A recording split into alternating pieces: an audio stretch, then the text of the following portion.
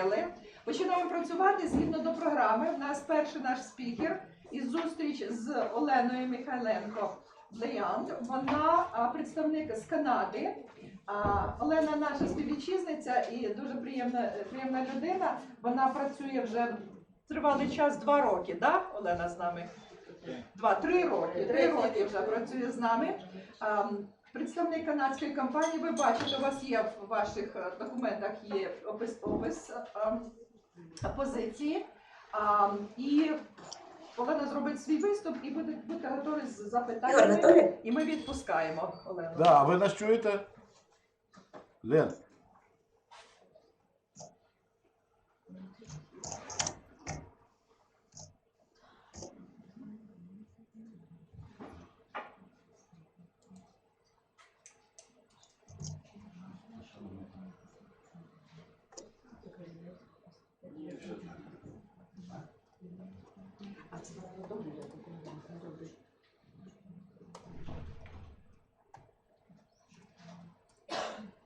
Олена, ви нас чуєте?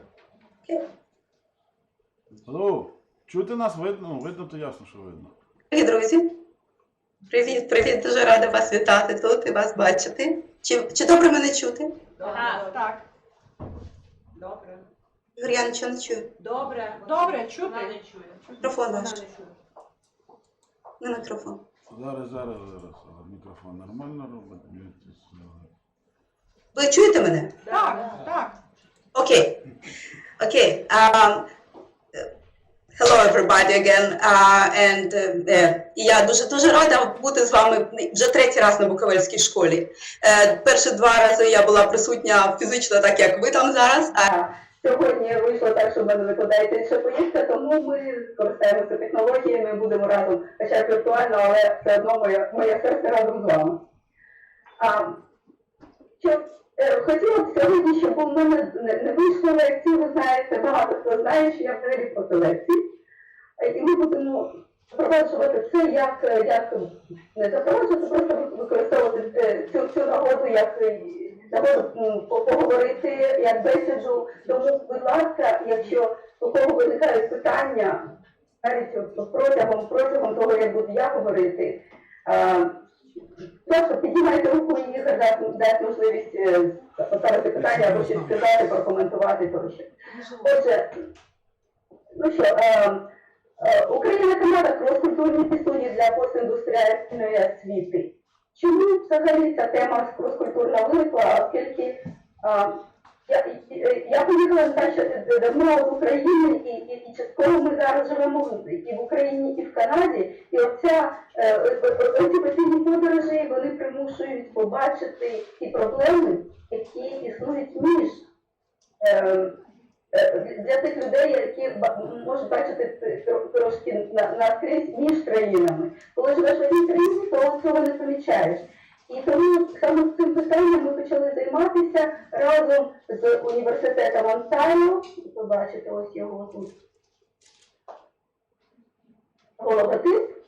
Внизу це технічний університет Онтаріо, який займається проблемами постіндустріальної освіти, колаборативної онлайн-освіти. І ми заснували компанію «Колаборація», ось також її логотип внизу. Колаборація, бачите, від слова «колаборація», тому що колаборація – зв'язок між людьми за допомогою технологій, за допомогою спільних знань, різних думок і обміну ними. Це стає головним інструментом того, що чим має бути освіта і навчання в тому світі, який змінюється, і який же нам не пропонує яких можливостей знати точно, що і кому треба вивчати, і яку точку зору треба заучувати. Отже, докорінно змінюється освіта, докорінно зростає значення культури. Щодо України, багато вже років йде розмова про інновації. Ось декілька цифр. Дивіться, будь ласка. Ріст ВВП за рахунок нових технологій становить в Україні тільки 0,7% проти 60-90% в економічно розвинутих країнах. Промисловість України відстає від ЄС, ви бачите, можете читати, я не буду повторювати.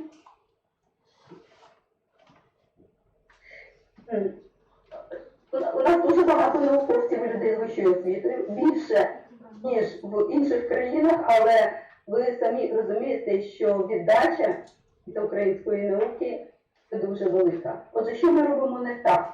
Ми стаємо на поводі діджиталізації економіки, і це є нагальною необхідною проблемою, але чи готові ми до неї? Це питання readiness, готовності до нової економіки, до функціонування нової економіки, постає перед кожною людиною, перед світою в цілому. А що ж таке ця готовність? З чого вона має складатися? На початку думали, що достатньо купувати комп'ютери і провести інтернет у всі школи, скажімо так, і буде у нас діджиталізація освіти. Так не вийшло. Комп'ютери стояли і подивилися, ніхто їх не використовував.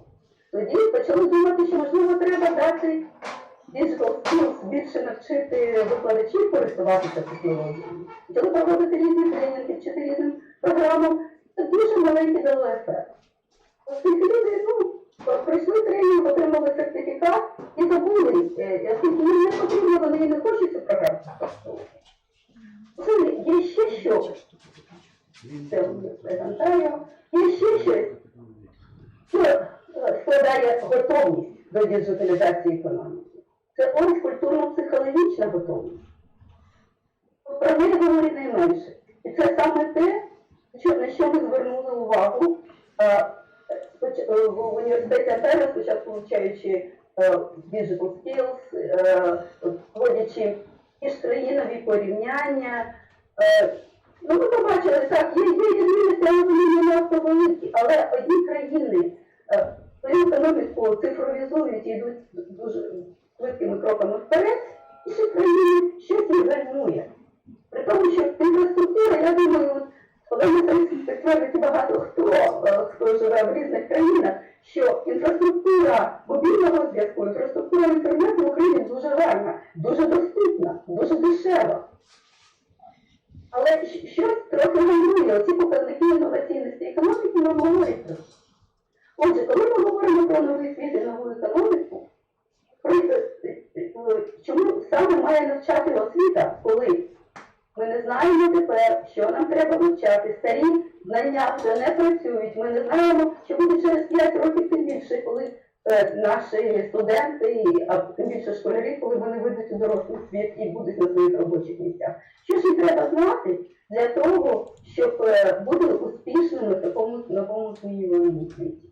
Є багато моделей і багато організацій міжнародних, експертних визначають, які саме здібності потрібні в новому світі. І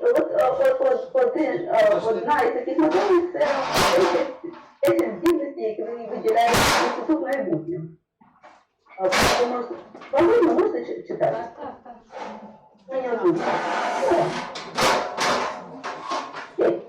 Це розуміння і створення смислів, соціальний інтелект, вміння спілкуватися, вміння мислити поза рамками і правилами, а не слухатися правил і чітко використовувати. Тобто, час стривати систему, стривати правила, піддавати сумніву, те, що можна змінити, те, що гальмує.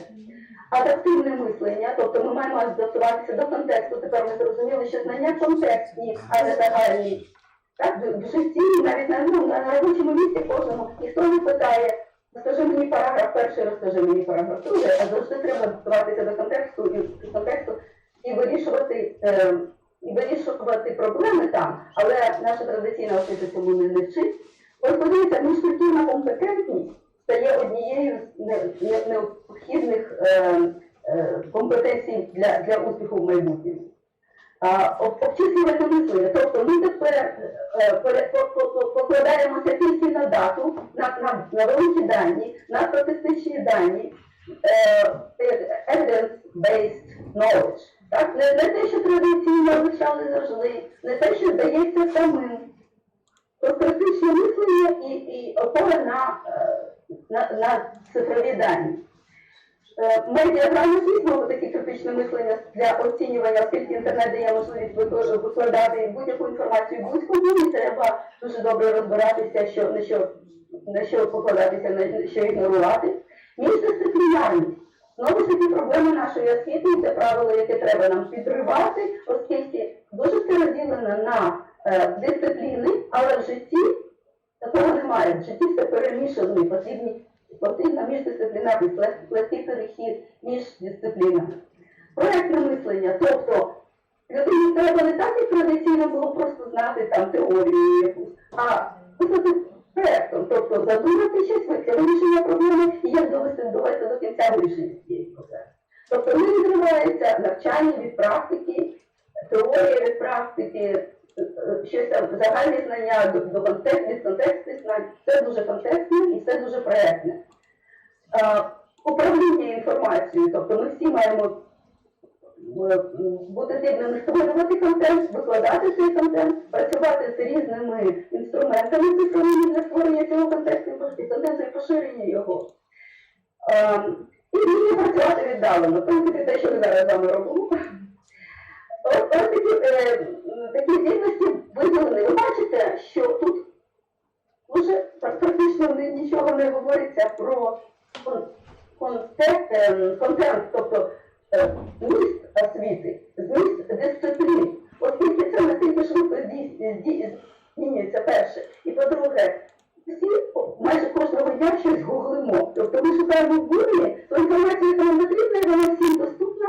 І тому накрачувати людей, знайомі, які вони не знають, чи знадобляться чи ні, ця традиційна функція освіти трохи відходить на другий план. Окей, якщо це такі навички 21-го століття, то хто ж саме має їх навчати? Ось тут таке фото традиційної аудиторії, напівпорожньої. Я думаю, що всім знайома така картина. Лекційна аудиторія, викладач читає лекцію, і мало хто її прийшов послухати, оскільки всі розуміють, що наше дня такого типу освіти пропадає. Вже такого немає. Треба щось змінювати. Це настала епоха, коли все вирішує талант і час. Нам треба змінюватися дуже швидко, нам треба бути різними, бути креативними і проявляти свій талант, і плекати ці таланти у студентів, не вимагаючи одностайності, не вимагаючи одноманітності, а підтримуючи самовираження. Таким чином, ми прийшли до висновку, що таке топ-даун вчання, коли один експерт стоїть і пропонує свої знання всім іншим, а всі інші мають їх взяти і запам'ятати, відмирає. І оскільки ми з вами сказали, що час – це головний ресурс, і говоримо, хто ж саме буде навчати, то навчатися викладачам спочатку, а потім навчати студентів. Така парадигма вже нам не підходить, оскільки в нас немає часу місця. Ми маємо навчатися всі разом. Ми використовуємо модель learning community, коли викладачі і студенти, вирішуючи ті проблеми, які для них важливі, з реального життя, не з підручника, навчаються разом, роблять дослідження разом, при цьому авторитети нівелюються. Тепер ніхто не є експертом ні в чому. І думка кожного однаково цінна, що викладача, що студента. Тобто всі стають рівними, таким чином відбувається демократизація навчання.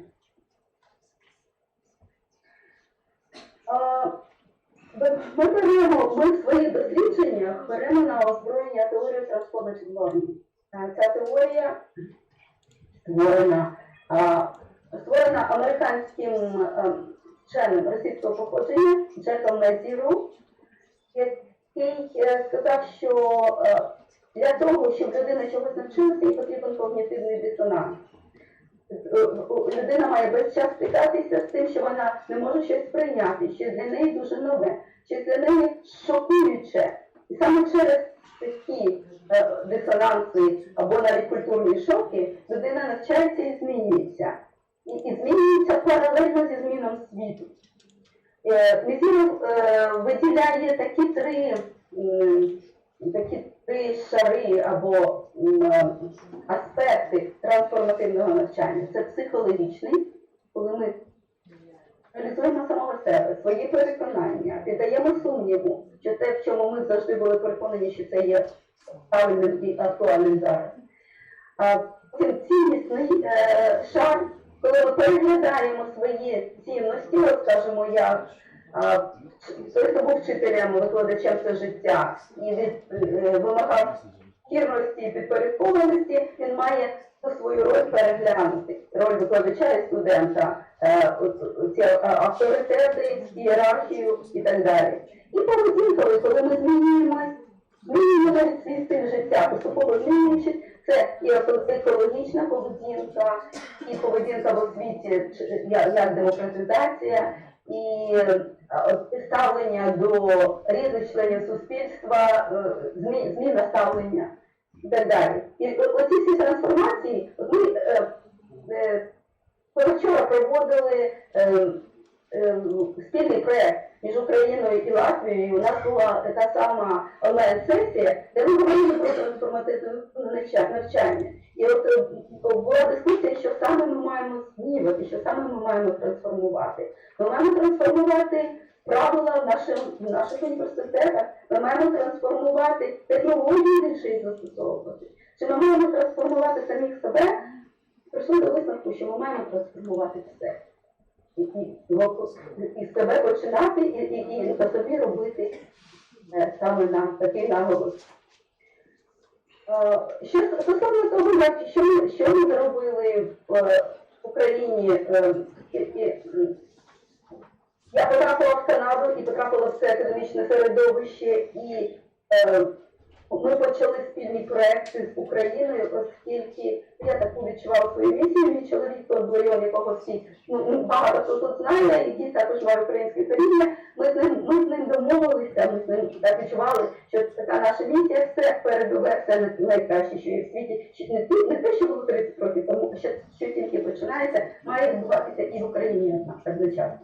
Тому ми провели пілотний курс «Канада Україна». Це я розробила курс «Культурні виміри і професійні стратегії» за моделлю колаборативного навчання. Бачите, таке пісочниця тут. Тобто ця модель, це метафора пісочниці, що викладач тепер тільки створює. Це як маленька дитина. Вийде ось пісок, ось пасочки, ось інструменти. Правда, створюй, що хочеш. Ти не знаєш, що вийде. Дорослий не знає. І він слідує за дитиною, що дитині цікаво. Вони роблять разом. Тому ми самовиражаємося, ми вивчаємо те, що нам цікаво і що потрібно в даний момент. І ось це така метафора для нового навчання, яке, в принципі, не таке вже нове. Колись Сократ так проводив своє навчання ще там до нашої речі. Вибачте, якщо я кажу неправильно, але там тисячу, мабуть, років тому. Тому ми повертаємося, тоді світ не визначений через обмаль знань про світ. Потім у нас стало знань більше, і ми почали їх індустріалізувати, стандартизувати, а тепер знову стала епоха невизначеності. Але вже не тому, що у нас мало знань, а тому, що світ зміниться швидше, ніж ми можемо вчитися, адаптуватися. Тому знову повертаємося до цієї моделі. І бачите, от зверху модель колаборативне навчання. Воно виникає, коли у нас є цифровий простір, і нам допомагає отримувати доступ до будь-якої інформації, до будь-яких людей, з ким можна поговорити, експертів, студентів з інших країн і так далі, з інших місць. І дуже важлива тепер не тільки когнітивна присутність, тобто зміна структур мозку, отримання нових знань, а й соціальна присутність. Як ми співпрацюємо, як ми комунікуємо. Комунікація – це початок того. І як ми емоційно виражаємо себе, як ми підтримуємо одне одного, і наскільки ми толерантні з іншою. Це все елементи нового навчання. І буковельські школи, вони вносять дуже значний внесок в те, що в Україні запроваджується постіндустріальне навчання. І буковельські школи, і Тернопільський національний університет – це піонери такого типу навчання в Україні. Ось тут я показала нашу буковельську школу 17-го року, 2 роки тому, яка так і називалася майстерня індустріального навчання. Наступного року, в 18-му році, у нас була школа присвячена міжкультурним комунікаціям, оскільки ми розуміли, наскільки важливо нам бути разом з усім світом. наскільки знання не є локальним, освіта не є локальною, пройшли ті часи. Так? І Буковельські школи, і ТНЕО якраз іде в авангарді такої глобалізації навчання, і в Україні є один із таких піонерів такого навчання. Що ще ми провели? Ряд семінарів, я тут показала тільки трошки, це був в Києво-Могилянській академії, були семінари Cultural Values and Social Progress. Це воркшоп був для студентів-політологів, який був присвячений тому, наскільки культурні цінності визначають економічний і соціальний розвиток країн. Ми всі задавалися питання, якщо в Україні є все, чудовий клімат, корисні копалини, природні ресурси, освічене населення, що гальмує? От вчора це ми прийшли до висновку, що є такі культурні цінності, які в одних країнах сприяють, а в інших країнах гальмують економічний прогрес. Це величезний ресурс для розвитку економіки, для розвитку суспільства, який, триваючи це, залишався поза увагою не лише в Україні, а у всьому світі. Але зараз бурно розвивається і посткультурні студії починають вивчатися в найкращих школах і університетах світу. Ми це робимо в Україні. Цього часу ми робили спільно з КНЕО. Це була онлайн-програма професійного розвитку викладачів постіндустріальне навчання, яка дуже успішно у нас пройшла, і викладачі казали, що вони змінили свій світогляд і своє ставлення до навчання. Які проєкти в дії? Зараз ми співпрацюємо на світі Україна, Канада, у нас з'явився партнер в Латвії, який ми почали з другого проєкту. Вони вирішили запроваджувати канадські дослідження, канадський досвід трансформаційного навчання для зміни своїх докторських програм. Щоб у них докторські програми, ці програми базувалися на такому навчанні. Особливо вони фокусуються на докторських програмах у сфері педагогіки. І вже навчати свої, щоб їх PhD-студенти робили такі дослідження і ставали такими професіоналами в педагогіці, які будуть поширювати це далі на всього світу. Тому і наші колеги брали участь в першому етапі літньої школи, в онлайн-етапі, ось ви її тут бачите, присвячений цьому. І далі будуть продовжувати за місяць вже там в Латвії. А ще ми спільно з ними вже робимо проекти, які присвячені такій проблемі, як гендерні аспекти розвитку високих технологій. Оскільки Україна і Латвія – це такі транзитивні економіки, де локомотивами є IT, але участь жінок в IT складає приблизно 1/5 частину. І можна багато говорити, чому це. В принципі, ми якраз фокусуємося на культурних проблемах, на культурних стереотипах цього. Ми можемо говорити, чого жінок тягнути в це IT, якщо вони не хочуть самі, якщо їм це не цікаво і так далі.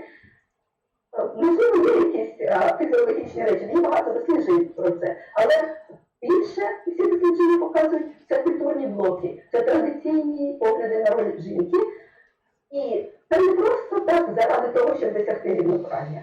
А це заради того, щоб досягти економічного благополуччя жінок у світі, який змінюється. Оскільки відбувається дуже активна диджиталізація економіки, жінки не можуть більше покладатися на традиційні ролі, вони мають бути такими самими активними в постіндустріальній економіці, як жінки, і саме на це ми спрямовуємо ці дослідження, і буде знову створена спільна міжнародна програма, яка би долала ці стереотипи і сприяла би більшому культурному залученню, культурному, економічному, будь-якому соціальному залученню, більш комфортному залученню жінок до постіндустріальної економіки. Ось це такі основні трошки загальні такі рамка, яку я хотіла освітити, що ми робимо в Україні. А тепер, оскільки ми анонсували, це не я працюю, як презентацію, як бесіду нашу, я б хотіла почути питання, коментарі, ваші думки, будь ласка.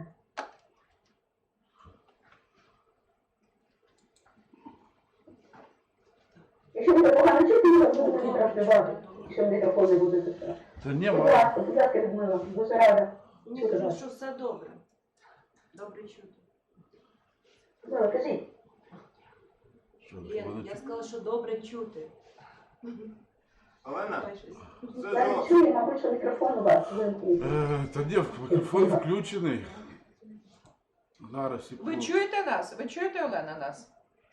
Чую зовсім нічого. Ігор, Зовсім нічого. Зараз. Наш мікрофон. Добре. А де Ігор? Є, Ігор, є. Зараз. Play sound.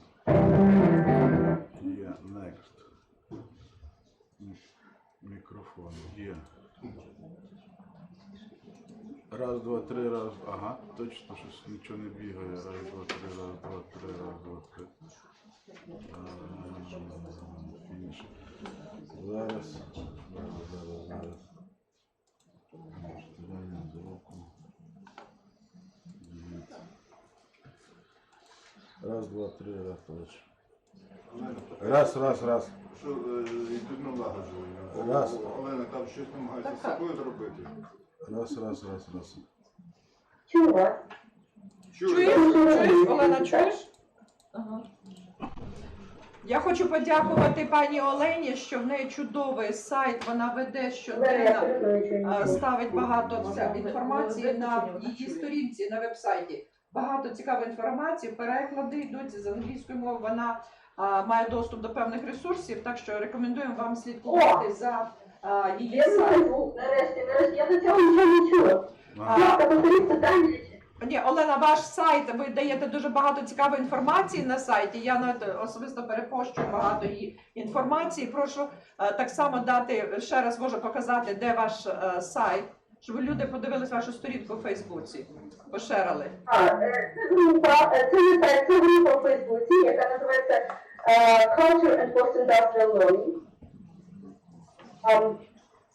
Будь ласка, під'єднуйтесь, тут цікава історія цієї групи. Я її створила, оскільки соціальні мережі – це частина нашого навчання, яка така демократична частина. Тобто ми відмовилися від того, що студент виконує завдання і здає викладачу. Тобто цієї ієрархії немає. Ми ділимося з тим, що ми створюємо.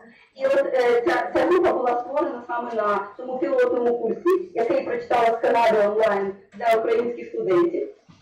І була створена для цих студентів, для 29 студентів. Зараз більше 1000 людей з різних країн. Будь ласка, я дуже запрошую всіх під'єднуватися до цієї групи Culture and Post-Industrial Learning.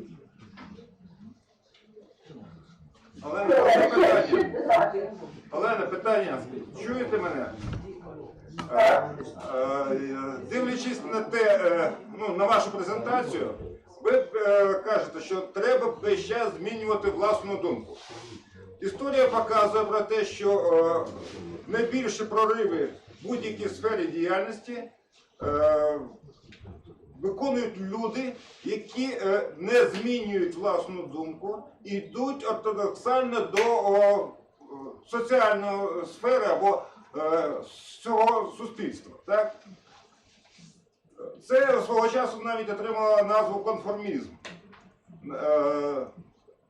Ви розумієте це, так?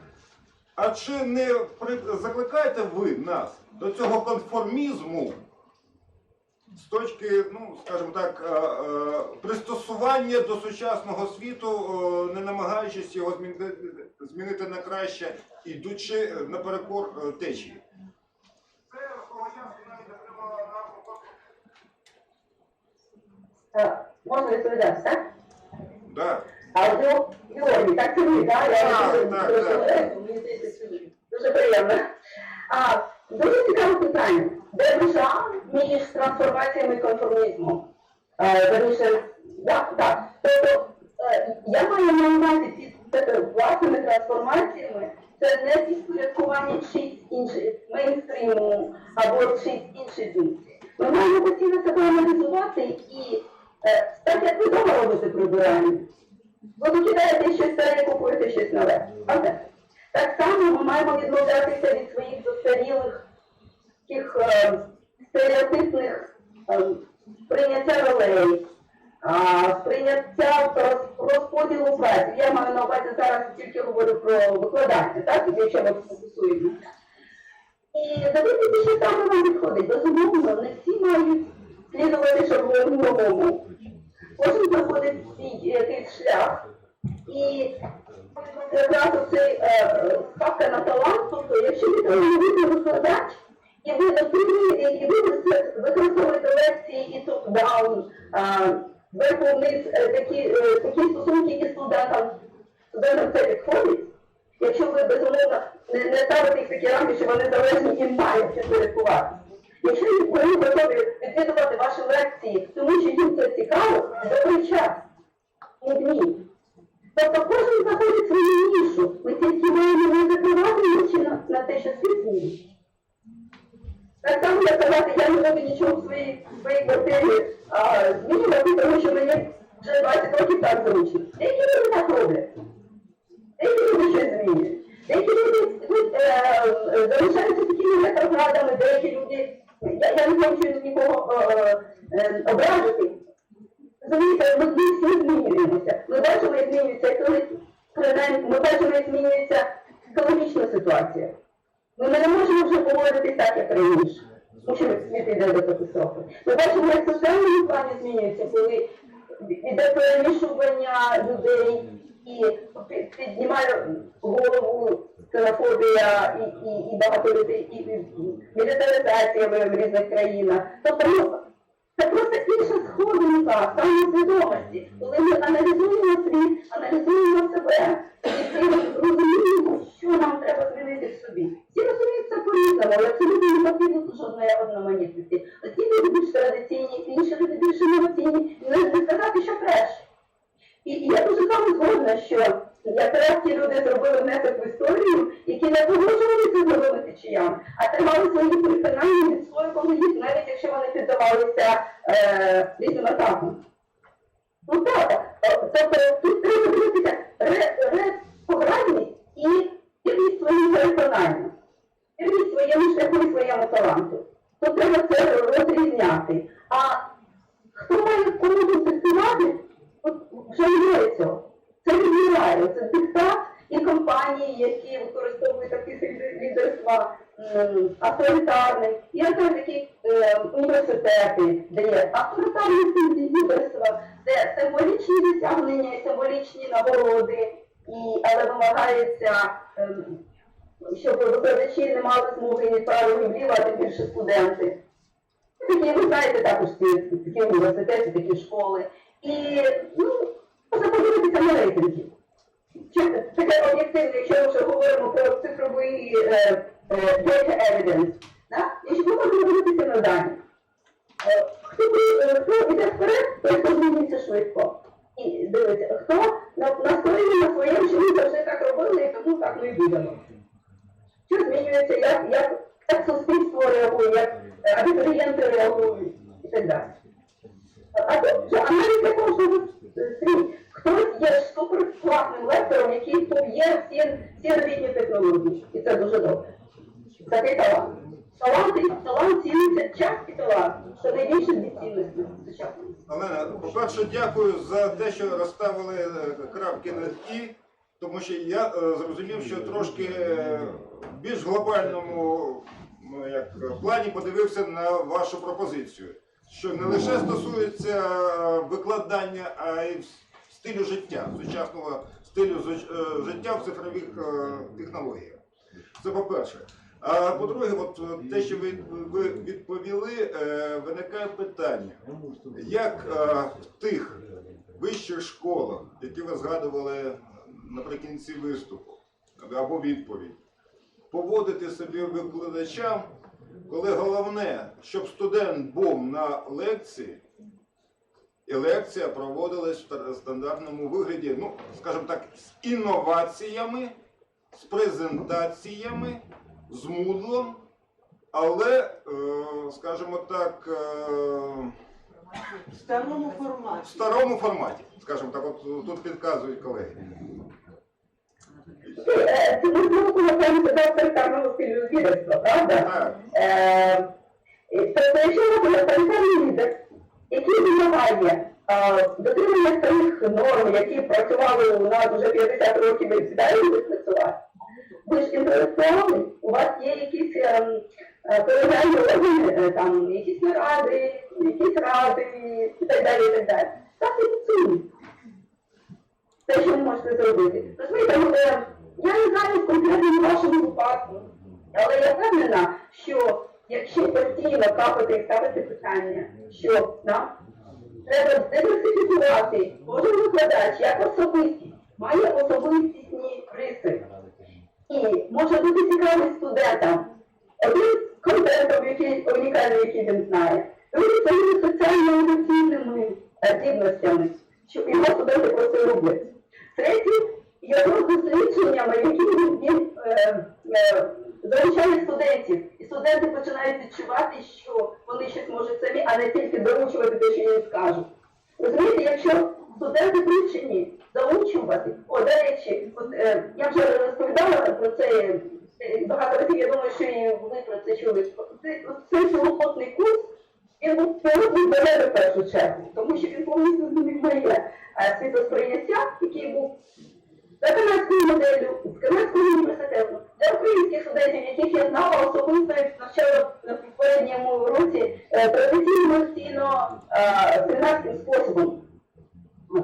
І що я побачила, ця модель дуже важко працювала в українському середовищі спочатку. Потім воно розвинулося і пішло.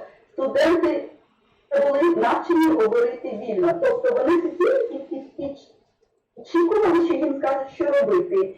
Вони боялися висказати свою точку зору. І навіть колеги, викладачі, був один декан, який брав участь, були присутні весь час на цьому курсі. Вони намагалися, якщо студенти щось починали казати, щось інше, намагалися закрити їм рот.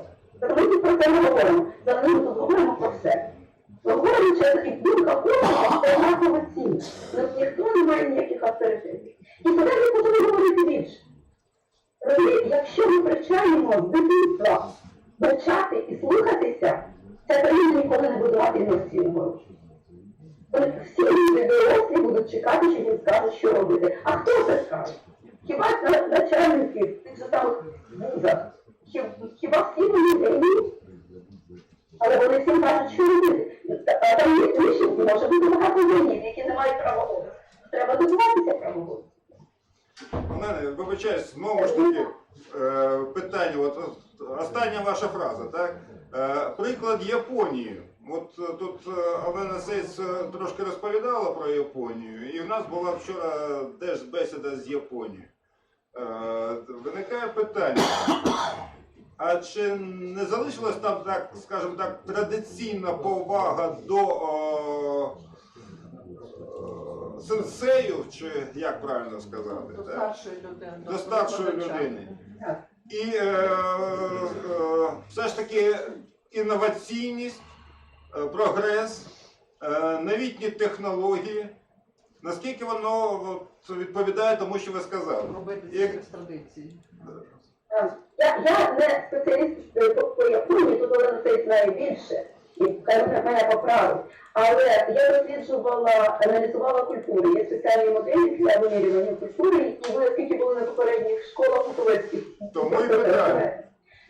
І от японська і азійська культура має такий показник дуже високий, і називається дистанція влади.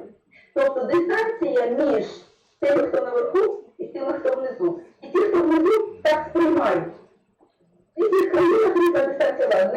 Найменше в світі в Австрії. Там дистанція влади вимірюється цифрою 12, це із собальної школи. А в Японії, я думаю, що буде 90 з чимось. Розумієте, і це традиція, це ментальність людей.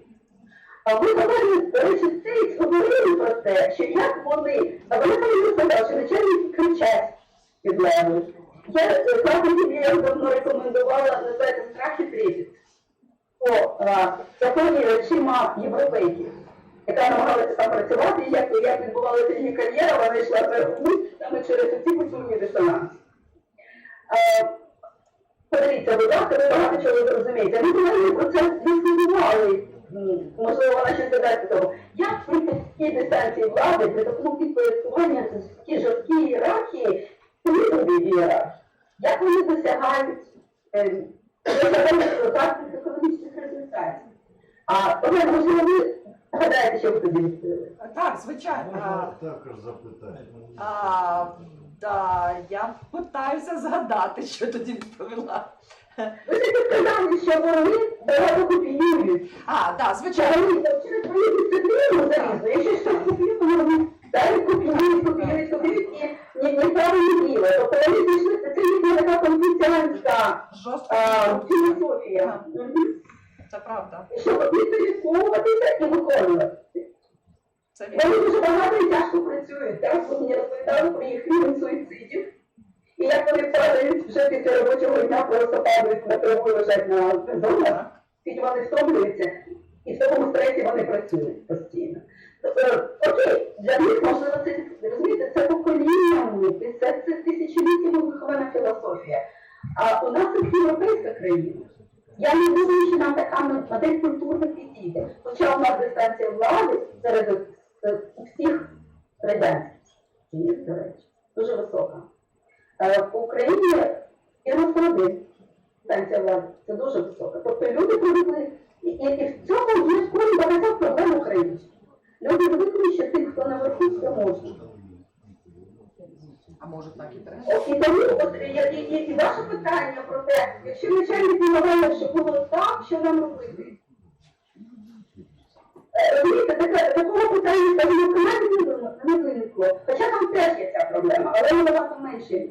Там люди піднімають питання, що це правильно від живого, можна бути тут і тут. І що якщо ми його свідчили і зробили якісь винятки і змінили би це правило, ось тут проблему вирішити, і ось тут проблему вирішити.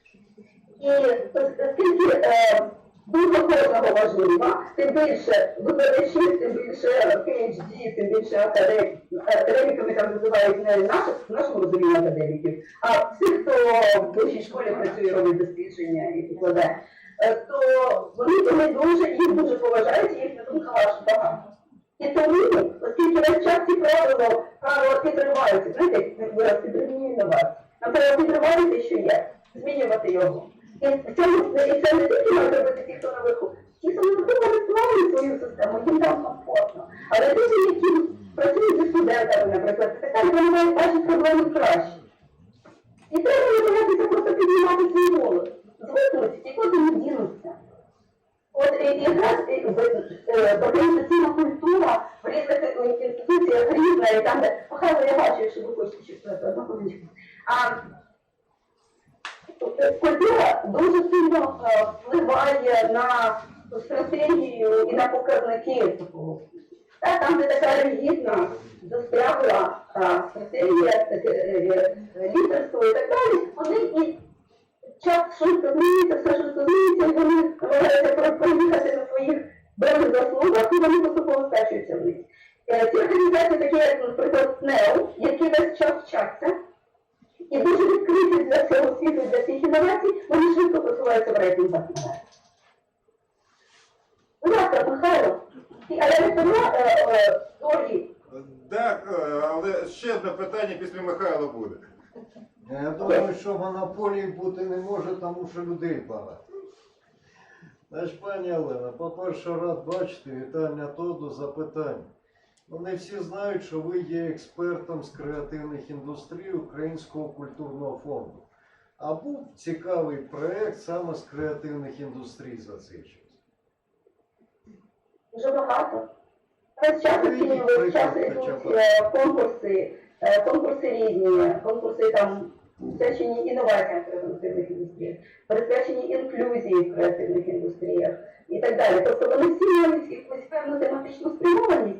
А креативні індустрії це фестивалі різноманітні, це навчальні програми, пов'язані з розвитком креативу, ось такі оригінальні проекти, які не можна віднести до, скажімо там, аудіовізуальних, або кіно, або театральних проєктів, які якраз міждисциплінарні. І дуже багато проєктів, дуже видно, де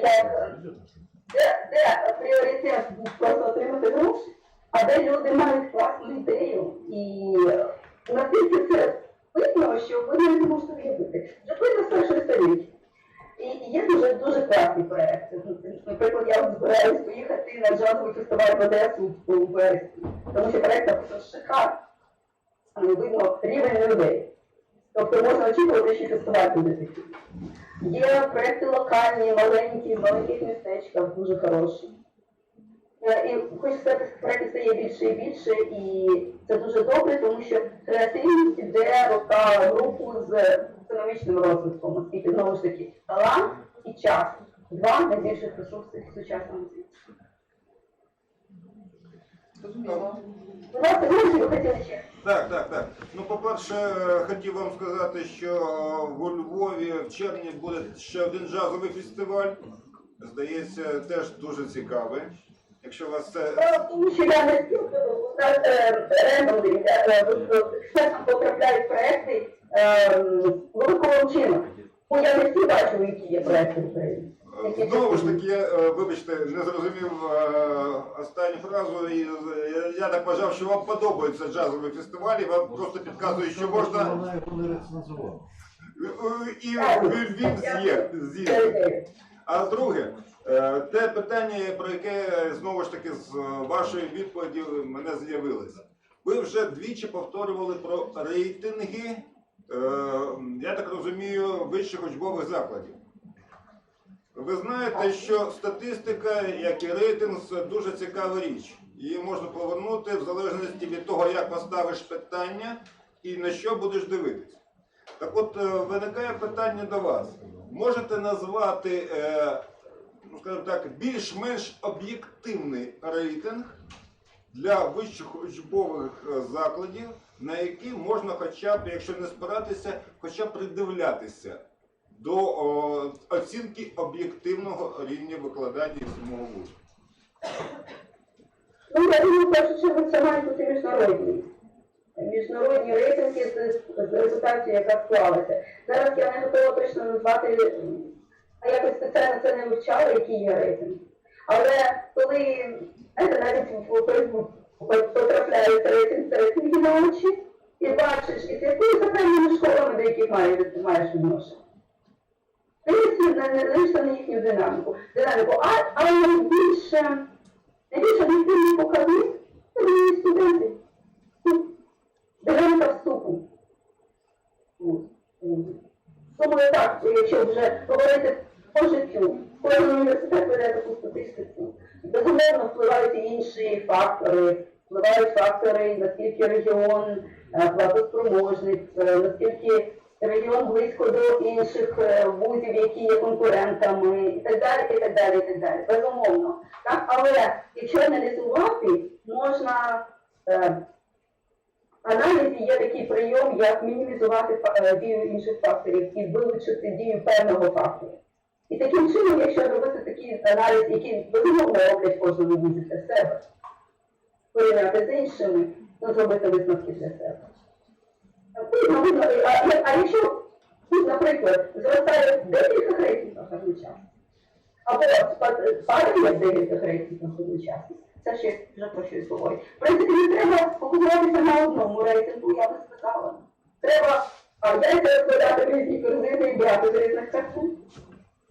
І, тобто, міжнародність – це перший критерій, другий критерій – декілька рейтингів. Третій критерій – внутрішнє досліджування на динаміка вступу до вузу. Щодо динаміки, ви ж знаєте систему вступу в Україні. Там йде залишковий принцип. Тобто ті, хто не потрапив в певний вуз, вони можуть або потрапити до другого вузу, або може зараз вже нікуди не потрапити. Тому цей показник, мені здається, в Україні не дуже добре працює. Можливо, треба аналізувати кожному конкретному випадку. Можна взяти показник, наприклад, заяви на бюджет, там де краще від клієнтів подивіться. Ясно, що на контракт вже вступають ті, куди вже вийшло вступити. Такого так. Тобто можна знайти показник або систему показників, які будуть більш-менш об'єктивно Тим більше, якщо цю систему застосувати одразу до кількох вузів, то все і в динаміці подивитися по роках, то можна бачити, які закономірності. Все одно. Дякую. Це просто подивитися на показники і подумати, які з них будуть краще відображати. Є ще запитання, Олена? Ну, дивіться, очевидно, що, напевно, кожна промислова епоха потребує певних своїх освітніх стратегій. Зараз ми рухаємося до такого глобального освітнього простору, відповідно, інтернаціоналізація, глобалізація, міжкультурні комунікації, зараз дуже такі освітні виміри. Чи розглядаєте ви якісь ризики такого колективного освітнього простору, такого global learning community? Ну, в плані цього втрати якихось національних, культурних, навіть персональних таких аспектів, тому що не секрет, що науку просувають все-таки персоналії. Чи розглядаєте ви такі ризики? Вибачте, я не бачу, хто говорить. Представтеся, будь ласка. Світлана Рибачок, кафедра іноземних мов, Тернопільський національний економічний університет. Дуже приємно, Світлана. Дуже цікаве питання. І я його перше чую. Чи не є ризику втратити ідентичність, якщо береш участь у глобалізації? Я зрозуміла. Ідентичність на всіх рівнях. На рівні країни, на персональному рівні, на рівні своєї школи. Ну, я за канадською звичкою називаю школою будь-який навчальний заклад. Тому так, це не школа в вашому розумінні, там де тільки до 11 класу. Можна сказати, це дуже філософське питання, але я би сказала, що на прикладі своїх багатьох знайомих, на прикладі багатьох проєктів, яких я брала участь, і чергу на своєму власному прикладі, я можу сказати, що відкритість багатше. Ми можемо навіть подивитися на країну. Ви знаєте, от країни, вони як люди. Це можна цю модель стосунки між людьми передати на цілі країни. Як я колись почала викладати, я була здивована, що кожна група має свій характер. Тому що я думала, що є якийсь усереднений характер. Але ні. Так само кожна країна має свій характер і свій світогляд, який формується свідомо за допомогою ідеології, в першу чергу, але і просто як життя складається. Тут такий мікс традицій, життєвих ситуацій людей, історичних, і ідеологічних, і всяких інших факторів. Так от, країни, які закриті, вибирають закриті, подивіться, що відбувається з динамікою їхнього розвитку. Ну, наприклад, Північна Корея. І зараз Північна Росія вибирає закриті. Подивіться на динаміку, на економічну, соціальну, репутаційну розвиваються. Ви подивіться на країни, які відкриті, які приймають мігрантів, які співпрацюють з усім світом, які приваблюють таланти з усього світу, які відкриті до різних мов, які інноваційна економіка. Як вони розвиваються? Тепер про людей. Ті люди, які брали, я думаю, що ви можете подумати, знайти серед своїх знайомих багато прикладів. Ті люди, які завжди працювали на одному тому самому місці, ніколи ні в чому не брали участь глобально. Є патріотами, там, вони так себе вважають, і роблять те, що робили завжди, це має свою ідентичність. І ті люди, які беруть участь в міжнародних проєктах, їздять, навчаються, не просто їздять, щоб просто проїхатися, як у нас часто там буває, а дійсно роблять дослідження, дійсно вчаться і зараз. Чи є різниця між їхнім світоглядом різним викладання, повертаючись до трансформаційного навчання, який відкрив, теоретизував Джек Мезіру, що трансформаційне навчання – це навчання через культурний шок. Цей шок може бути прямим чином отриманий, через життя роботи в іншій країні, спілкування спілкування по роботі, не просто як турист, з іншими культурами. Може бути в більш м'якій формі, коли викладач створює когнітивні дисонанси, пропонує різні відкриті тексти з міжнародного спілкування і так далі. Де студентам буде цікавіше? Який викладач буде цікавіше? Чия кар'єра буде рухатися краще? Я маю на увазі кар'єра, якщо мінімізувати там кумовство такі чи об'єктивні досягнення цієї дитини.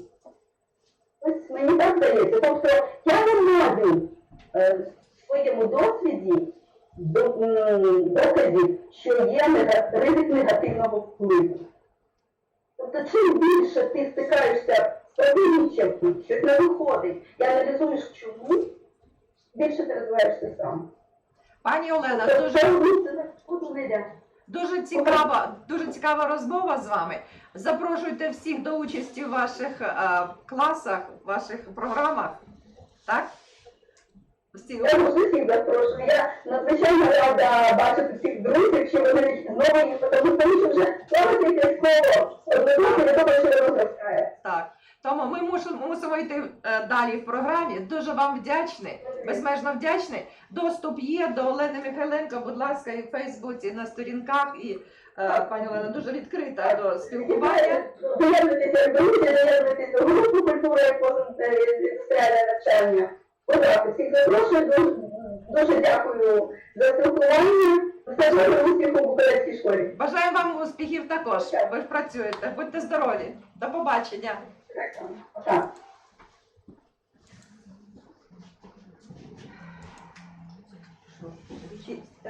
Будемо продовжувати.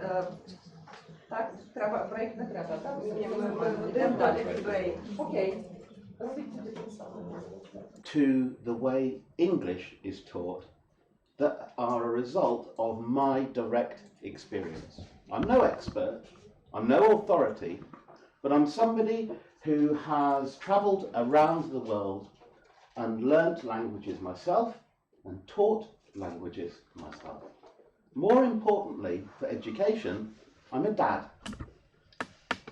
I am very, very worried about my children's future and what they are learning at school and how they are being taught. Because the traditional way, and if we're talking about English, the way that English has been taught around the world until now is largely ineffective. If you think where you can find the best English speakers outside of Anglophone countries, where would they be? Where would you find the best speakers of English? Germany. Germany is one of them. Well, wait a minute, excuse us. We decided to not go to translate без перекладу. Якщо щось не зрозуміло, сядьте біля людини, яка може робити деякий переклад, хто може перекладати вам. Тому що вся ідея цього, що його розмова, якраз вона така дуже зрозуміла, повільна і це. Ну, яке рішення буде? Людмила, приймаємо рішення робити переклад чи ні? Кому потрібно, підніміть руку. Підніміть руку, кому потрібен переклад. Всі встидаються. Вже робити наушники. Дівчатки, хто у нас цей? Сядьте, хтось поможіть з перекладом. Маю, але треба віддільний бути до неї. Я просто знаю декількох інших, Я маю які таке. не зовсім... Well, значить, вони встидаються. No, Richard, go ahead. That's fine. Yeah. Okay. I'm sorry, I don't speak Ukrainian. Я говорю чуть-чуть по-русски, но не очень. Так что some words I can translate a little. What I was saying, where is the best English spoken outside of Anglophone countries is overwhelmingly in Scandinavia and the Netherlands and Germany too. Why? The first reason is they're Germanic-based languages, so there is some kind of understanding there. But mostly, children, adults, everybody in Scandinavia they're exposed to English from a very early age. Nothing is dubbed into Norwegian or into Finnish or into Swedish. Everything is in English with subtitles. And so children from a very earliest age pick up English almost how they pick up their own language. And that tells you something. Because the standard of English in Europe, in France, in Spain, in Portugal, in Italy is terrible. But that's not bad, because the standard of English in England isn't very good either. So what I want to do, I want to share a bit of my personal experience and how I developed my ideas, which are not new, about teaching English. I am the grandson of immigrants. My mother's parents were born in Belarus. My father's parents were born, one in Belarus, one in Ukraine. They came to England not knowing the language 120 years ago. And they didn't go to school. They didn't have teachers to teach them English. Where did they learn? On the street. I speak 4 languages. I speak French, Spanish, Russian, and my own English. And I started learning French when I was 10 years old. I studied Latin. I studied Greek. But when I came out of school, having studied French and Russian and Spanish, I knew the grammar very well. Couldn't say a word. All of those years of schooling and education, and I could not communicate. It was only when I went to live for a year in Voronezh that my Russian started to get better. When I lived in Paris, my French, and when I went to Guatemala, my Spanish. All of that schooling, and I went to a very good school with very good teachers, taught me nothing. All it taught me was the essentials of grammar. But then when I got onto the street, it didn't help me. So that made me start thinking about the way that we teach languages, particularly English, and it isn't Latin. What happens very much in universities and schools is that English is taught like a dead language. It is taught based on grammar translation, which makes people very good translators. You probably know English grammar better than most native speakers, because most native speakers don't study their own language.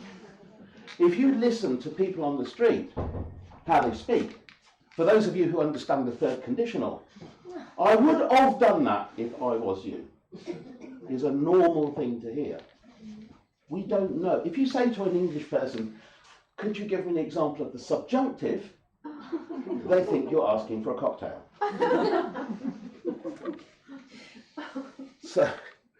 So more as a parent concerned with wanting my kids to be able to communicate rather than any kind of expert or academic, because I'm not. I'm very honest about it.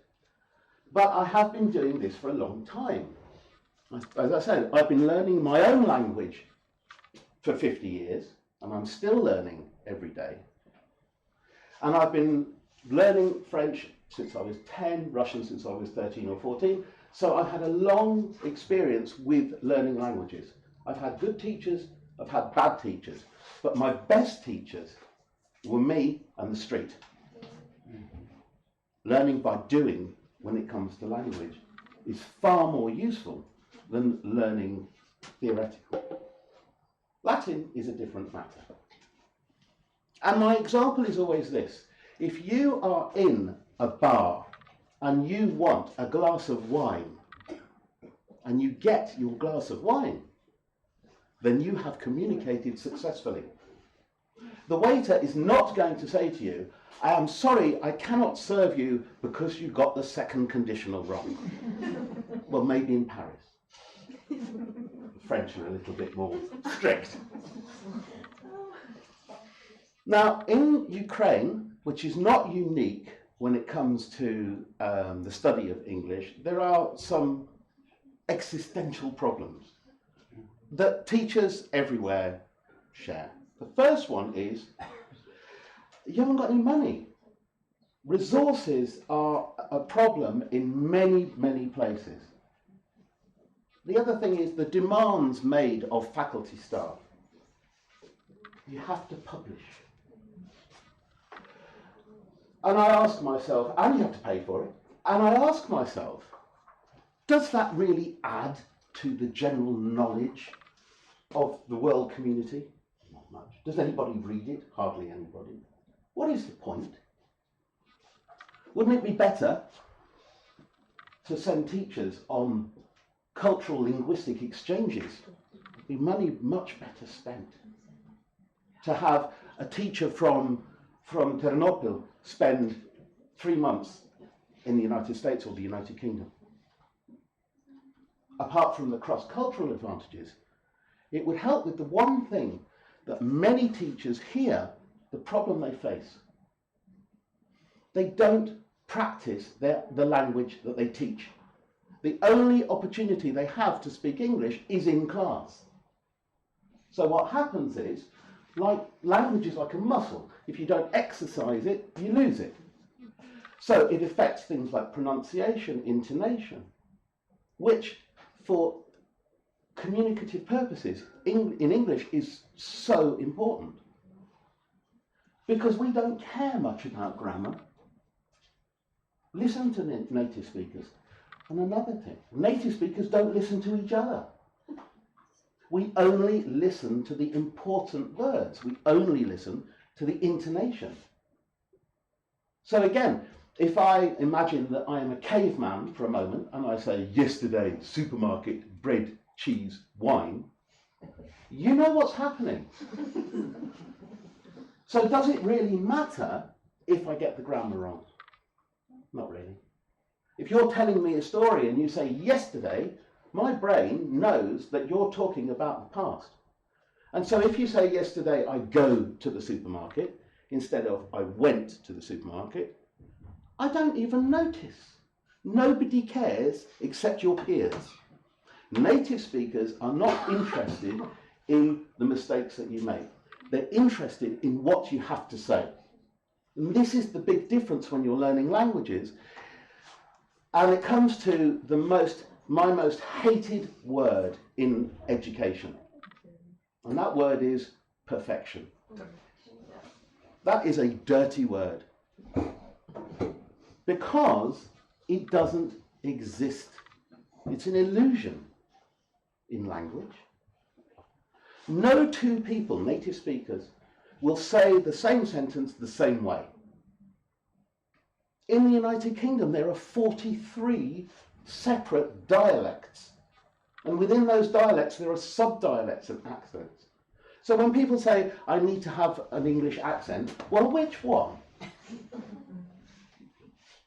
Surely, I always ask this, when I do my lectures, I always start with this example. What does a cow say? Thank you very much. What does an angry cow say? It depends.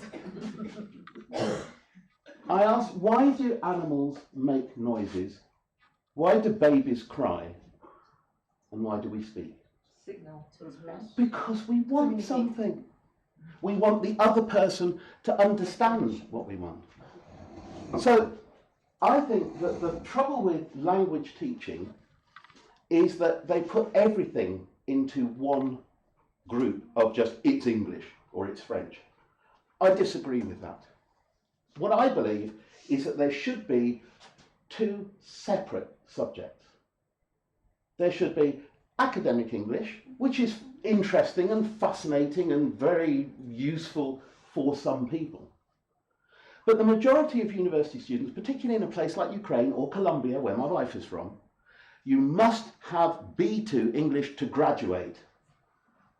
And then people somehow scrape through their exam, they don't use it, they can't speak it, they don't understand it, but they've got their certificate. What a waste of time. And it's very demotivating for teachers, and students are very reluctant. But if you separate the study of a language into the academic side for those people who are interested in linguistics and literature and all of that, and the practical side for people who may actually use the language, then I think that you make more progress. Another problem, and its resources, is class size. How on earth do you expect to teach 25 or 30 students to speak and communicate in English?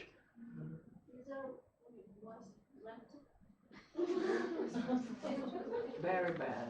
It's a thankless, being a teacher and being a teacher in Ukraine is hard work. You have my admiration and my sympathy. The other problem is that teachers are at the front end of politics. You have some minister of education, not just here, everywhere, who through some populist initiative or because he's read a paper that he thinks he understands, decides to tinker with the system and say, no, we're going to do this.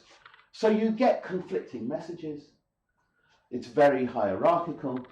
And actually, the people who lose out are the teachers who become demotivated and the students who really don't learn anything. My advice, my feeling, I think that English belongs not in an academic environment. For me, speaking is self-expression.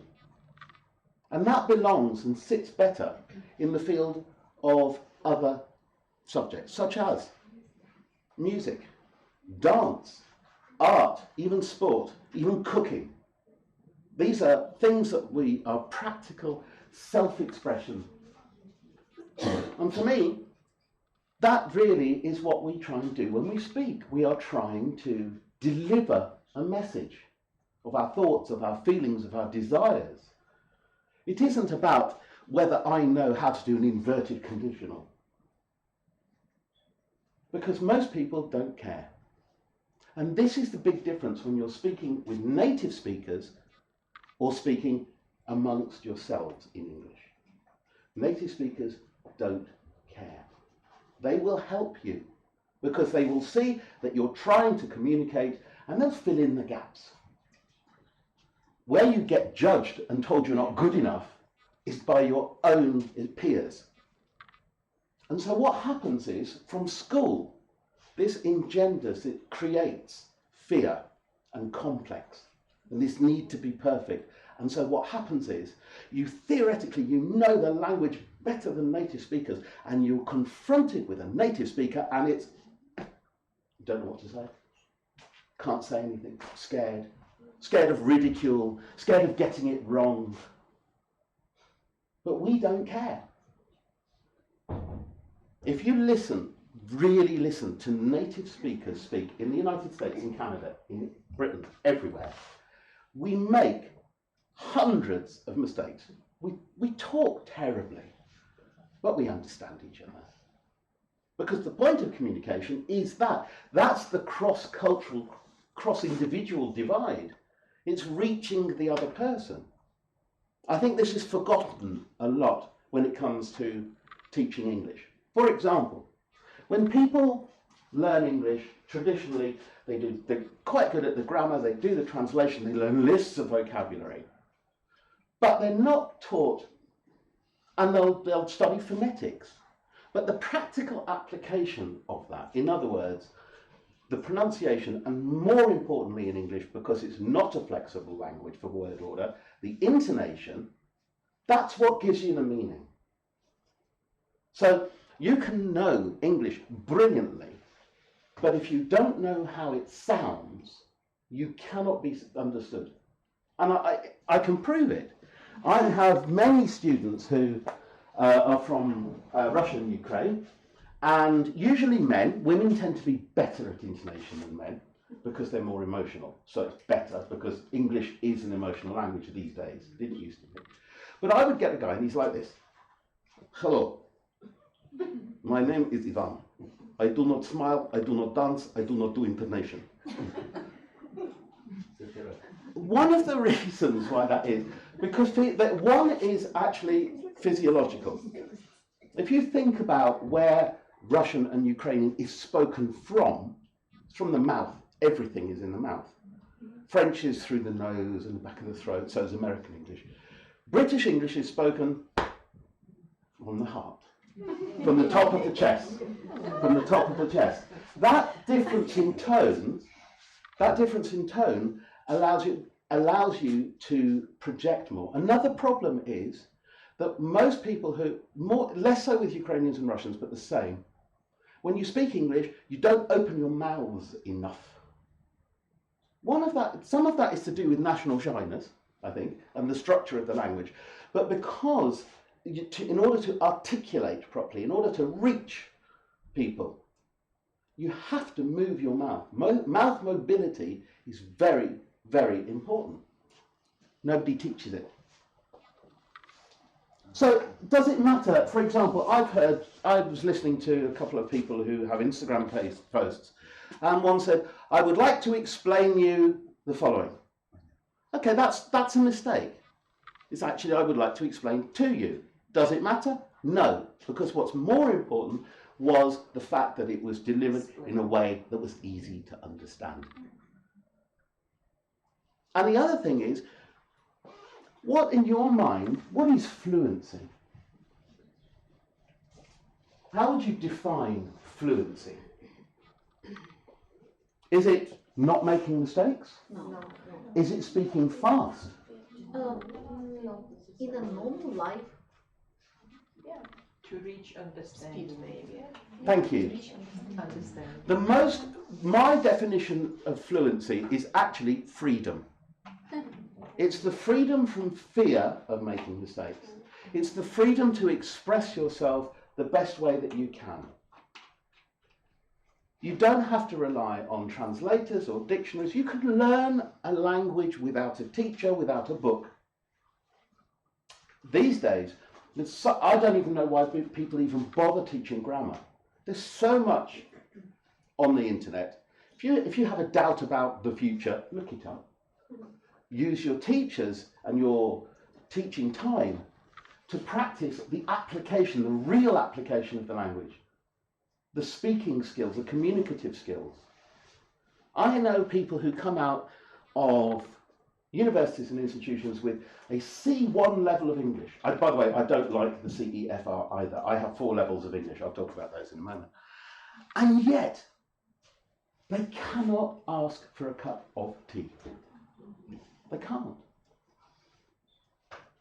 Because of the complex and because no one shows them how to do it. And for example, why is it that people say this instead of this? Is it because of a physical handicap? No. Show them. It's laziness. It is, because if a teacher shows you how to say this, then all you have to do is practice. And quite often, students come in, and this is where the students are at fault. They come in, they sit there and go, like, put English in my head. But they're not prepared to actually do the work and the practice to master it. Because I believe that speaking is like dancing, it sounds a bit strange, but for example, as I say, you can see 2 ballerinas dancing Swan Lake, and they won't dance the same way. The fingers will move differently, there might be a little step, but they're both wonderful. It is in personal interpretation of what they want to communicate, and that's what language is. So whether I speak the same, you speak the same as me, or that doesn't matter. And perfection doesn't exist. This is the hardest concept to deliver, because I know people in this room who are perfectionists when it comes to language, and they make life difficult for themselves. That's correct. Doesn't help. Okay, so apart from the fact that I understand that resources are limited, that you're not necessarily in charge of your own fate when it comes to what you want to teach or how you want to teach. One of the things is when you have class sizes that are that big, the practical element of the language almost disappears. It becomes almost impossible. Small groups, and it doesn't have to be in the classroom. I teach a lot in cafes because I like coffee. But the other reason is that if you can communicate when there are distractions and noise, that's real language. Not sitting there with headphones on and being told what to say. The way that teaching grammar has changed since my day is that it's moving from prescriptive, like this is how you do it, like in the army, to descriptive. What is the objective of what you're saying. Now, purists, traditionalists, and older people may think, oh my God, that's terrible. But English is a living, breathing organism. It's organic. The French have a thing called Académie Française, which tells you what is and isn't French. It exists. The Goethe Institute, the Instituto Cervantes for Spanish, Academia Nauk in Russia, in Ukraine as well. That tells you that is or isn't Ukrainian. That doesn't exist in English. There is no body or authority that tells you what is and isn't English. So when teachers insist upon the rules, they're lying. There aren't any. No rules. There are conventions, but there are no rules. Imagine you're in the metro in Kiev, and the doors open. You don't just charge on, you wait for people to come off. There's no law, there's no rule. That's the convention. That's what English grammar is. Because it's easier to understand, but it is not a rule. So this rather narrow sticking to the rules actually doesn't help. Doesn't help students. It's very boring for teachers as well, and nobody profits by it. As I said, there's so many resources out there. And apart from taking it out of the classroom, I believe that the teaching of English would benefit hugely from more use of social media. Kids today, I know, I have a teenager, he's just turned 16, live on Instagram or Snapchat or Facebook. They live on the mobile phone. Well, instead of trying to get them to put it down and concentrate on their past participles, why not include it as part of the teaching? I suggest that every student of English has their own Instagram page, for example, in English. And instead of homework of doing 7 exercises on the past perfect, why not get them to post something in English? And then get them together, they can talk about it in small groups and make suggestions, not corrections, but suggestions.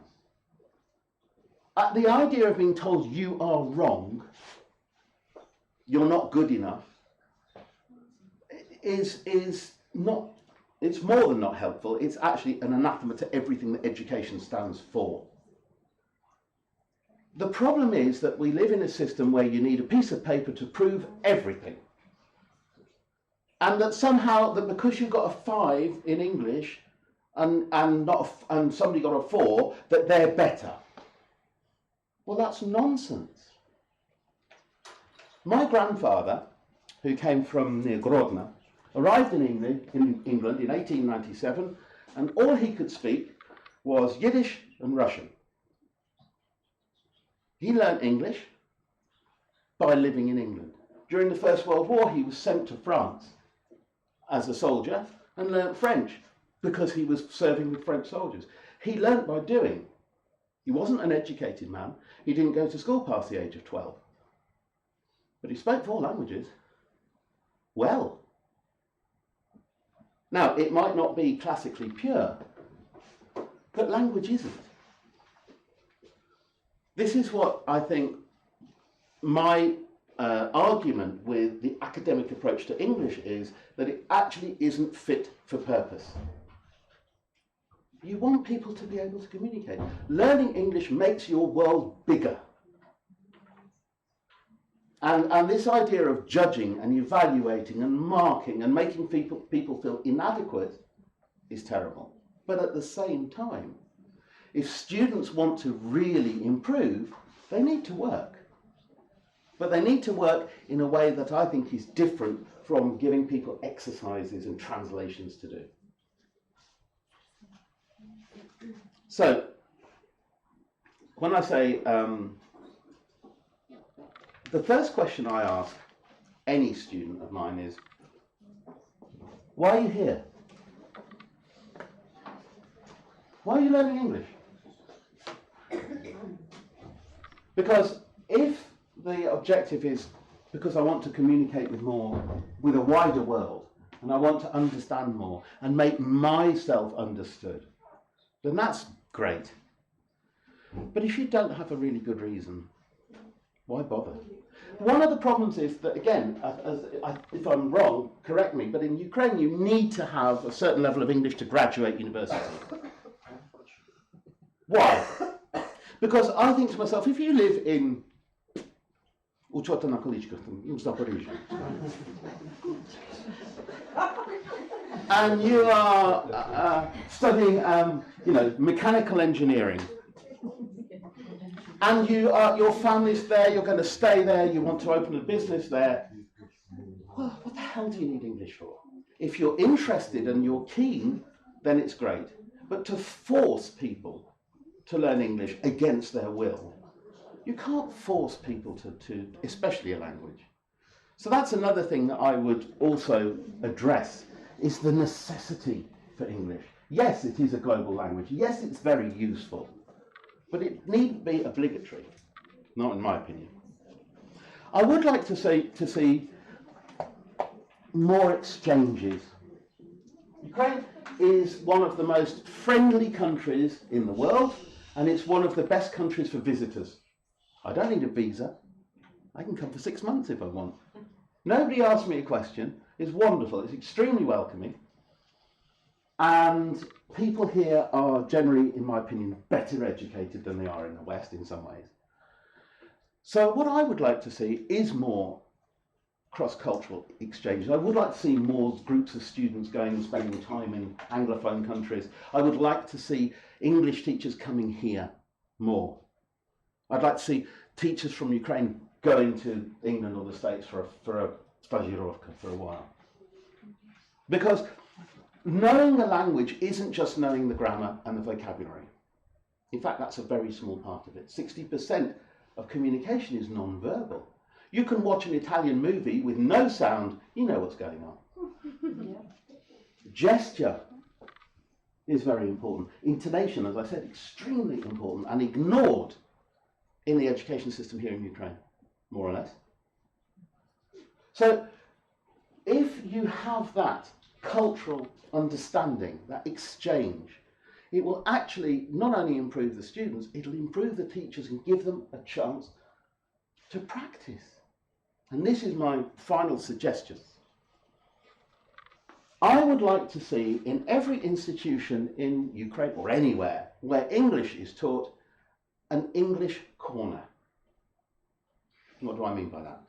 Because in faculties, say the Faculty of Foreign Languages in a university, nobody speaks English to each other. I would make it almost compulsory. I would have a room that is where everything is English. From the posters on the walls to the music played in the background, not a formal teaching room, but it's where people can go and hang out and speak English, teachers as well as students.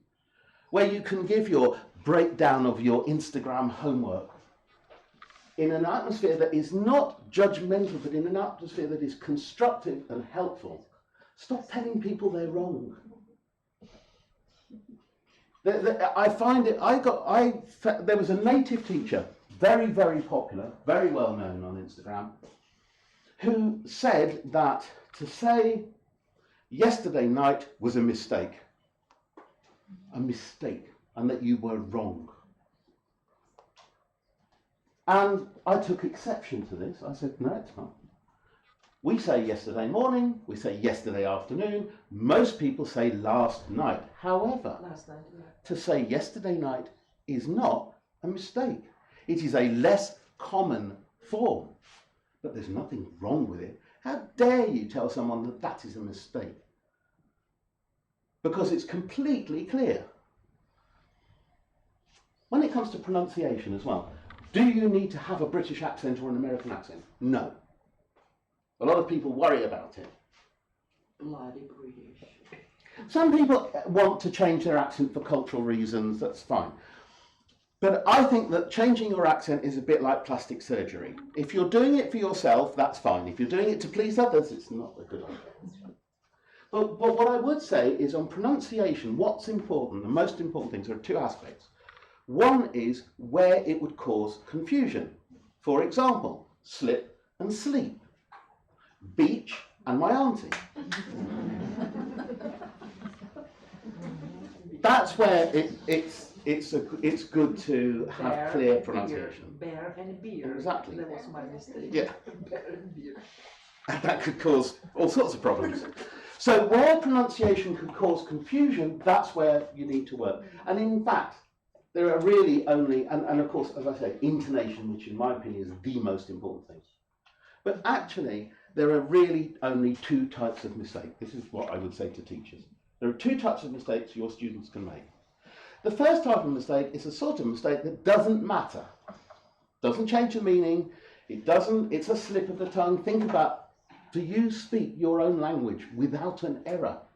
Of course not. So why should we be so demanding of people who are learning? But if a mistake leads to confusion, then that needs to be addressed to help the student not make that particular error that will cause people to be confused. But again, not in a way that is critical. One of the things that disturbs me about the education in the former Soviet Union in general is this strict evaluation and enforcement of rules and perfection. And that's what gives people a complex. That's what shatters their confidence. Again, I go back to my Scandinavian model. They are exposed to English from a very early age, and they almost learn it organically. And they say, well, we should start children off at a young age or not. It doesn't really matter what age. It is a proven fact that the younger a child starts learning a language, the better his or her pronunciation is, because they're hearing the sound.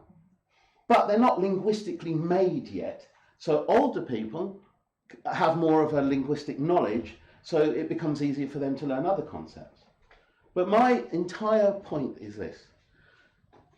I go back to my angry cow.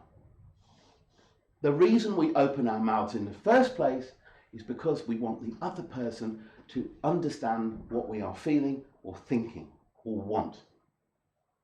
And that, to me, is the entire point of speaking. Dziękuję.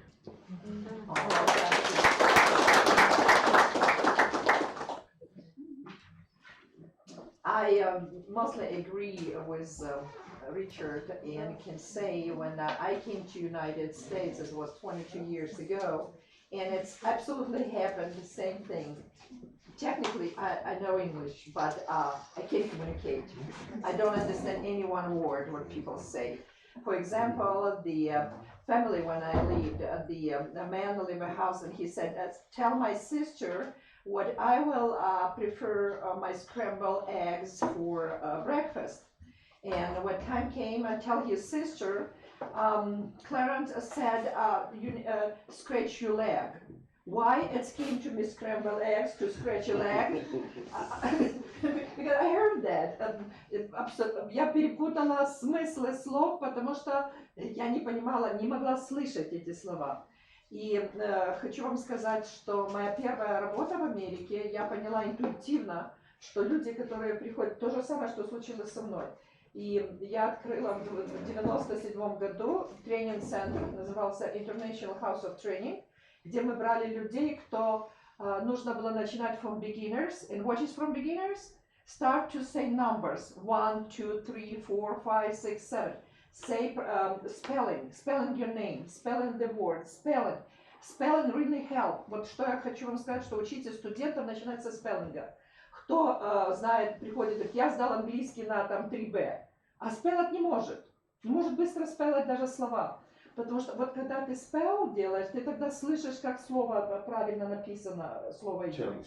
И это самые простые вещи, которые нужно знать. And Richard is right. Мы говорим с вами словами, мы привыкли большие предложения, это ментально наше.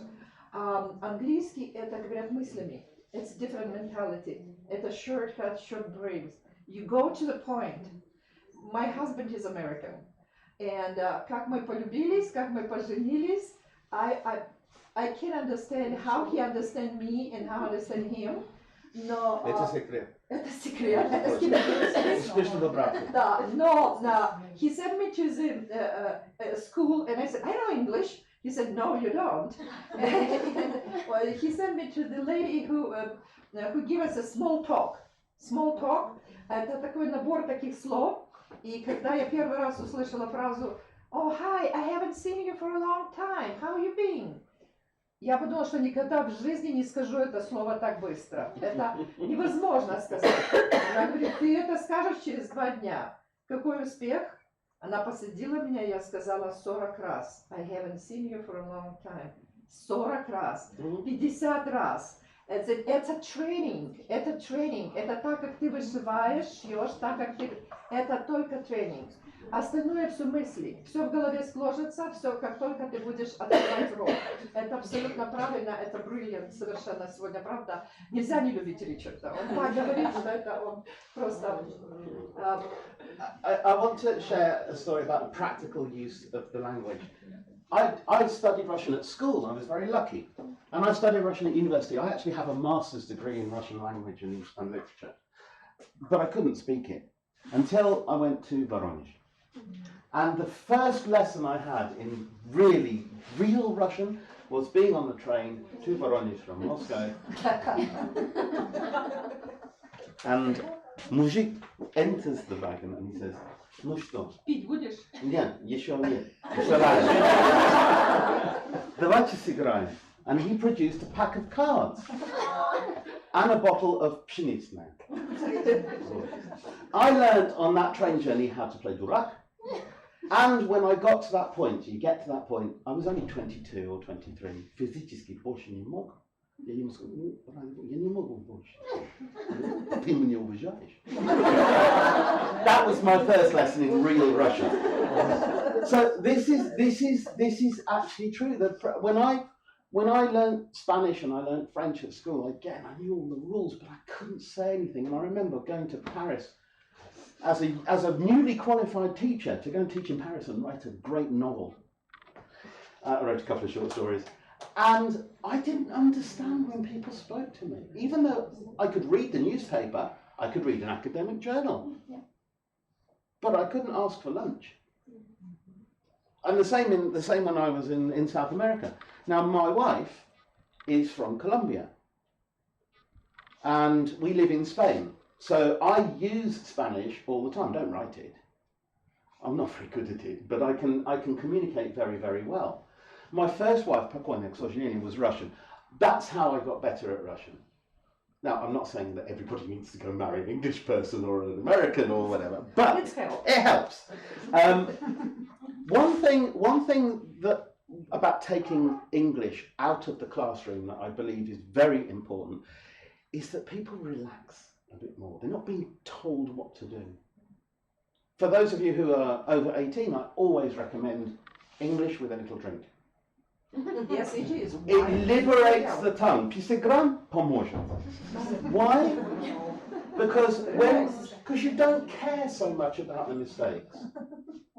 This idea of, and again, it gets in the head. Teachers too. The pressure. If you're not a native teacher, if you're not a native speaking teacher, you're under a lot of pressure because the students are looking at you. They expect you to know everything. Let me give you one piece of advice. It is okay for a teacher to say, I don't know. And that's how departments can support each other. I would like to see more English departments in universities actually working with teachers to help teachers practice, to help them improve their English. Because we're always improving all the time. I've been speaking English for 50 years since I was 2 years old. I'm still learning. There isn't a day goes by when I don't learn another aspect of my language, whether it be cultural, whether it be a new word, another way of saying something, a dialect. So to say that is English and that isn't English is nonsense. And that's the main thing. And so again, I come back to my wagon on the train. That was a real lesson in practical Russian. And all right, but it never left me. But my first ever Russian lesson was ridiculous because I remember the book, and the first phrase in Russian I ever learned was very useful. Петр живет на колхозе, он хочет стать агрономом. Мама мыла раму. What on earth did they teach me that for? So, make it real, make it practical. But you still remember. Ну да. That was a good lesson. Я хочу сказать, disagree with Richard, what English is English. No, я переехала из... Каждый в United States, каждый штат это different language. Например, мы приехали из Чикаго в акают нью-йоркцы, окают чикагцы. И когда мы переехали в Атланту, это южный штат, и вот там ближе к Луизиане, в южная часть Джорджии, штата Джорджии, совершенно невозможно понять, что говорят люди. Только по ситуации, когда ты уже живешь в стране, ты понимаешь, что ты пришел в гостиницу, хочешь получить комнату, и с тобой разговаривает ресепшн, ни одного слова понять невозможно. На юге они разговаривают, не открывая рот. Хо-хо-хо-хо, что сказал, ничего не понятно. Акцент жутчайший. Даже когда поет луизианская опера, ставит свои концерты в Нью-Йорке, идет перевод, транслейт с английского на Yeah, and английский. English films in America Yeah. sometimes have subtitles. Потому что невозможно. Австралия имеет свой акцент, в Англии, ну правда, все-таки в Англии хорошо ты слышишь английский, по крайней мере, Sometimes. структуру. Not every Да. Разные слова разных назначения. Например, garbage and Rubbish. rubbish. For people, what's rubbish? What is it, rubbish? Well, I mean, America, and this is, the English get very snobby about language, and they say that, oh, it's not trash, it's rubbish. But if you read Shakespeare in Othello, Act 3, Scene 3, he talks about trash. The way that Americans speak in North Carolina is closer to the language of Shakespeare than we have. The language I speak is an artificial construct from the Victorian times. This received pronunciation 200 years ago didn't exist. Everybody, just as in Austria, had a regional accent. And you know where they're from. Yes. Yeah, and that's the same, was the same in England. But because in order to sound more educated, we adopted this is a fake accent, really, but I grew up with it. Where I come from, people don't say trouble, they say trouble. And people in the northeast of England are almost unintelligible. So when someone says it's not English, Well, that's why we American we say this is broken English in Brits. Brits English is broken English. American English, that's English. Well, that's again, it's a history. Когда приехали в Новый мир, приехали люди из Британии, из Европы в Америку, и он отшлифовался английский. Вот иммигрантов, страны иммигрантов, он сделался простым, более упрощенным, доступным, потому что все приехали разные люди, и всем надо было начинать говорить по-английски простым языком. Поэтому более деловой, более продуктивный, более такой конструктивный английский, он, конечно, американский английский. Да, просто реально коммуникативный английский. Поэтому, когда заходит бритиш консул, когда вы учите британский английский, не забывайте, что потом им придется пользоваться другим английским, и он будет заходить в конфликт. Это очень важно, чтобы все-таки вот эти акценты, они сразу расставлялись студентам. Слушайте Битлз музыку, слушайте хороший английский, но в то же время слушайте новости.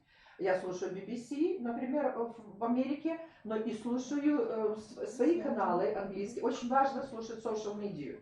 Сегодня молодежь очень хорошо знает компьютерные, знает, но пользуются все все программы, все на английском языке знают хорошо, знают глаголы, действия, как действовать, но в реальной жизни не понимают сочетание слов.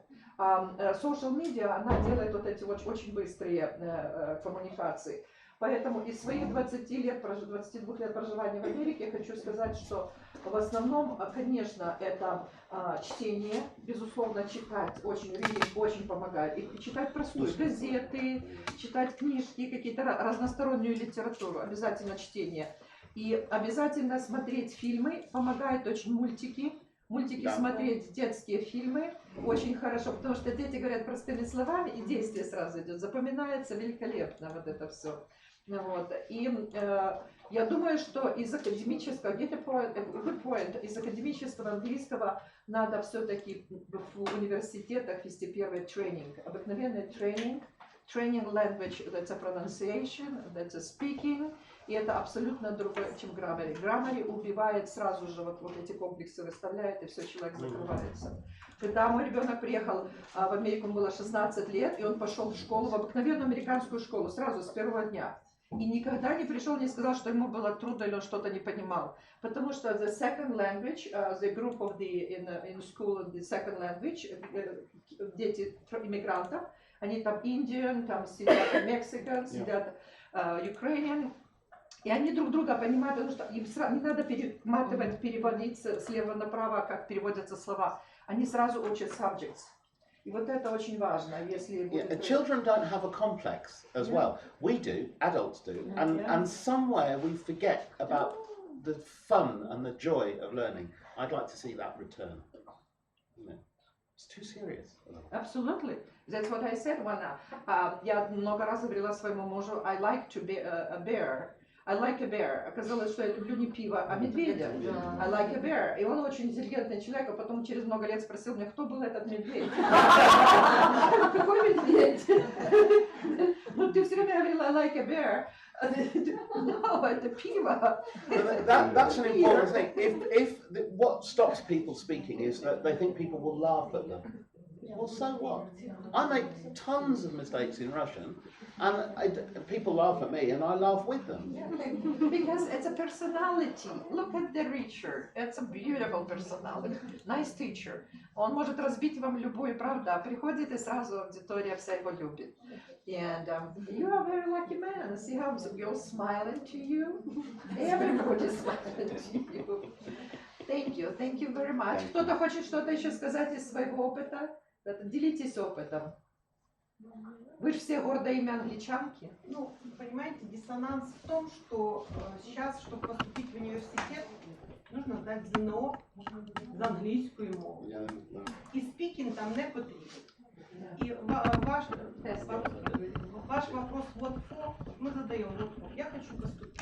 Ему не надо говорить, ему надо поступить в университет, где один результатов должен это быть тоже неплохо. Хорошо, но хоть кто-то выносит. Поэтому совсем другая траектория обучения. Мы готовим поступление. В университете то же самое, тот же вопрос. Для чего? Я хочу магистратуру. Да. Это опять не спикинг. Мы опять готовим такого залежавшуюся английский язык. У меня тоже студенты, которые только хотят сдать экзамен успешно. Им все равно, если говорить, не говорить. Я говорю, что тогда ищи другого профессора, потому что я не хочу. Это неинтересно. Нет, даже они хотят учиться говорить, но ну да, это я знаю. Не мотивирован. Ну да, это еще проблемный момент здесь. Просто потому что вот те, которые думают, ну вот это справка где, там заявление, что бумага нужна. Зачем? Ну зачем? Ну, мы говорим опять же о интернационализации образования. Да, совершенно верно. Я бы хотела еще, знаете, на чем обратить ваше внимание? Мы понимаем вот эту проблему зажатости в рамках, но вот в Америке есть очень много дополнительных функций, называется learning centers and private practice. Я могу прийти в любую библиотеку, у нас public library, я прихожу в любую библиотеку и говорю, give me a list of your tutors.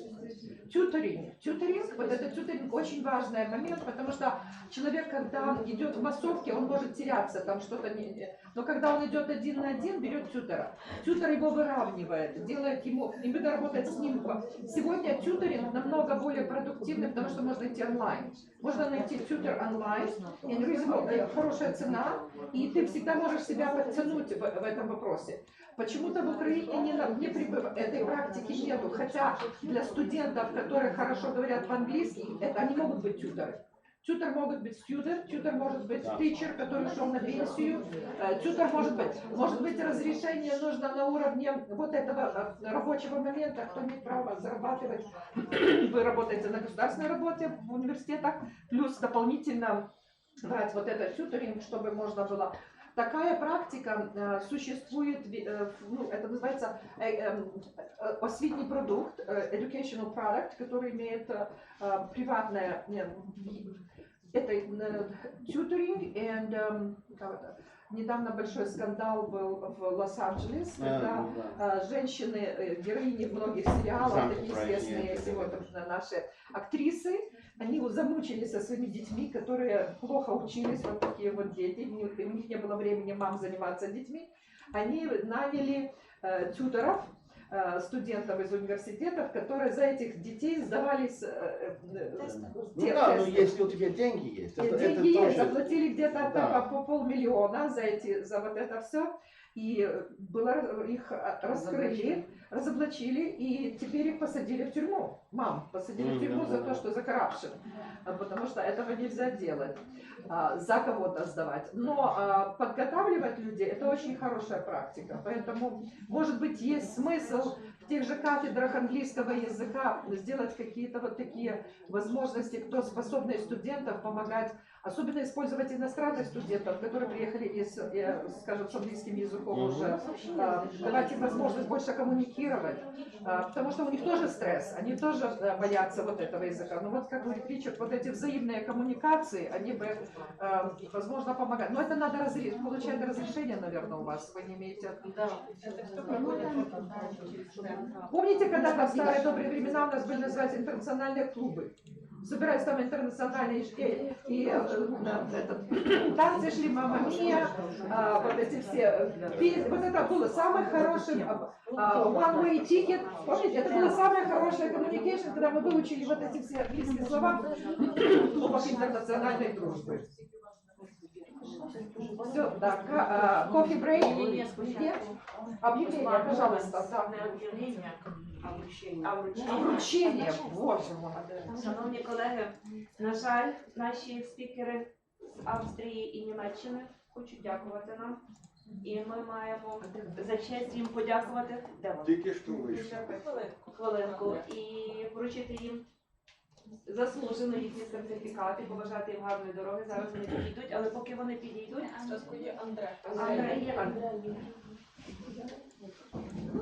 Я прошу пані Олену вручити сертифікат.